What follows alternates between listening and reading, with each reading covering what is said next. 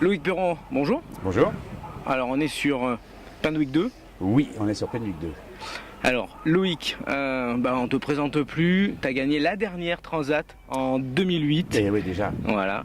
Le président, le roi du multicoque, le meilleur d'entre nous. Non, heureusement non. Et là tu repars avec Penwick 2, donc le bateau qui a porté Éric Tabarly à la victoire en 64. Oui.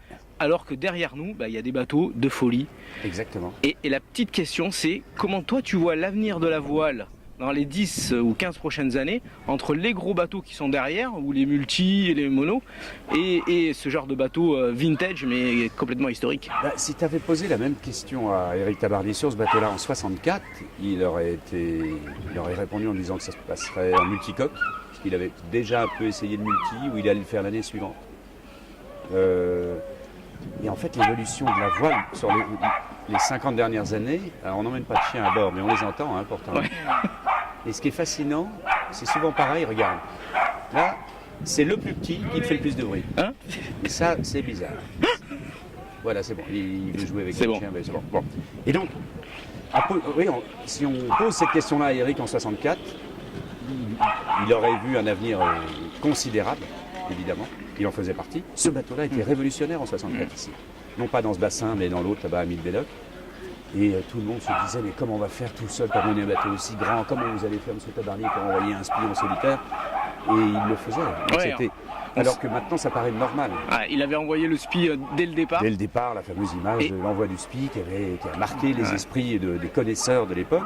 Et maintenant, ce qui marque les esprits, à chaque nouveau bateau qui arrive, c'est la manière dont on arrive à les mener, c'est la manière dont on arrive à les concevoir. Mais il a, lui et beaucoup d'autres, Éric vraiment a ouvert la voie à de la créativité incroyable. Incroyable en termes de course au large, en solitaire particulièrement dans ce domaine-là. Alors Penwick 2, c'est pour ça que je suis tellement honoré d'être à bord d'un bateau comme ça, parce que c'est peut-être un bateau révolutionnaire. Et j'ai l'habitude, j'ai la chance de naviguer depuis 30 ans sur des bateaux révolutionnaires, en fait. Mais qui sont désuets 6 mois plus tard. C'est ça ce qui est incroyable. On est dans une courbe qui stagne un petit peu, mais enfin pas tant que ça. On voit bien sur les monos, l'évolution des appendices est considérable. J'ai la chance d'être impliqué dans la Coupe de l'Amérique avec Artemis sur des bateaux qui volent à des vitesses faramineuses au près, essentiellement, parce que voler sur l'eau, c'est pas nouveau, ça a un siècle aujourd'hui, même plus d'ailleurs. Voler à la voile, ça a pas loin de 70 ans.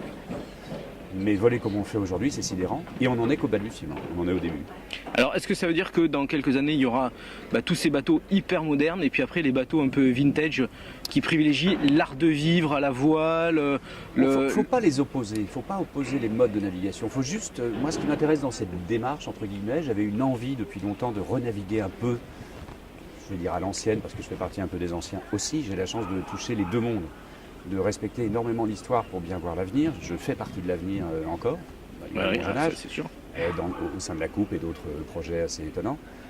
Et puis respecter l'histoire, ça veut dire avoir une envie de ressentir un peu ces fameuses sensations de sextant, de régulateur d'allure, de choses que j'ai vécues sur mes premières transats.